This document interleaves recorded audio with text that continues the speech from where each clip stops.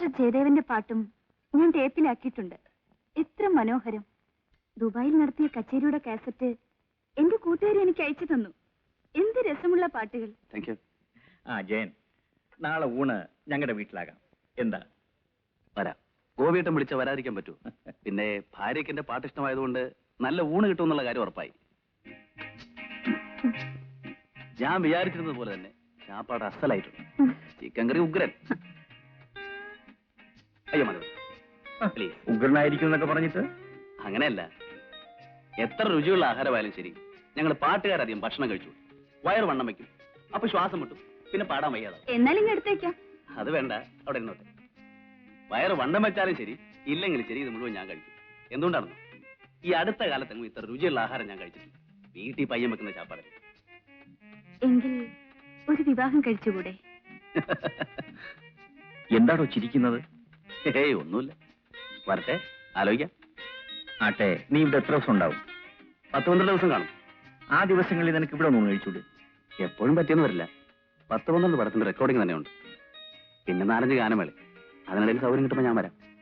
അപ്പൊ ഊണിലെന്ന് പറഞ്ഞു കളരുത് കേട്ടോ. ഈ റെക്കോർഡിംഗ് എനിക്കൊന്ന് കാണണമല്ലോ. ഞാൻ ഇതുവരെ കണ്ടിട്ടേയില്ല. എവിടെ വെച്ചായിരിക്കും റെക്കോർഡിംഗ്? തിരുവനന്തപുരത്ത് ആകെ 2 റെക്കോർഡിംഗ് തിയേറ്ററിലേ ഉള്ളൂ. ചിത്രാഞ്ജലിയും തരങ്ങിണിയും. അതിലേതെങ്കിലും ഒന്നിൽ വെച്ചായിരിക്കും. സൗകര്യം ഉള്ളപ്പോ പറഞ്ഞാൽ മതി, അപ്പൊ കാണാം. മതിയാക്കിയോ? എന്റെ പ്ലേറ്റ് നോക്കിയേ, ക്ലീൻ ക്ലീൻ. സത്യം പറയട്ടെ, പണ്ട് കുടുംബത്തിലുണ്ടായിരുന്നൊരു പ്രതീതി, ആകെ ഒരു സന്തോഷം.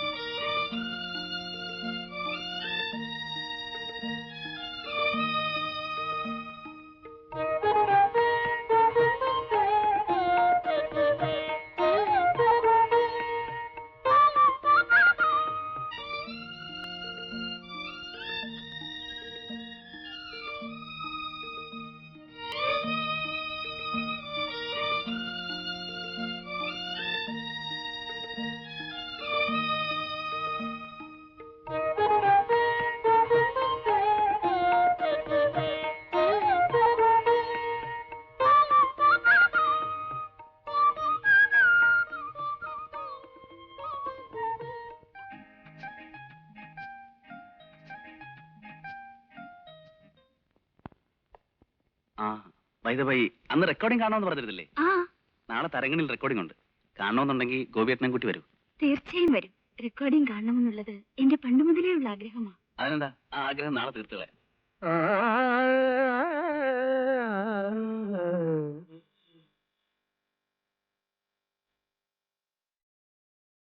കൃഷ്ണ നീ ബേഗലേ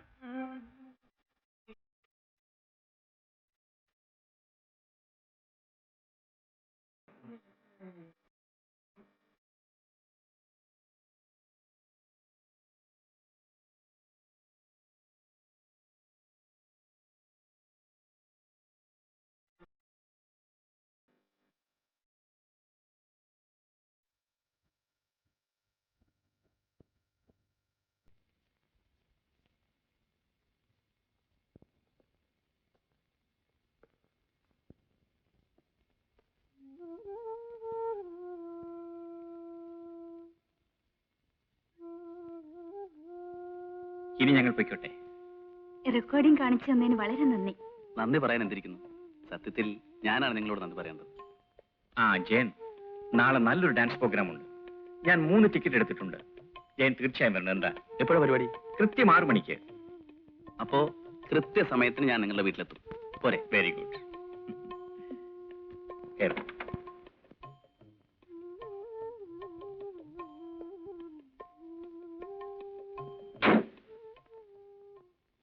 ചേട്ടാ, ഓഫീസിൽ നിന്ന് നേരത്തെ വരണേ.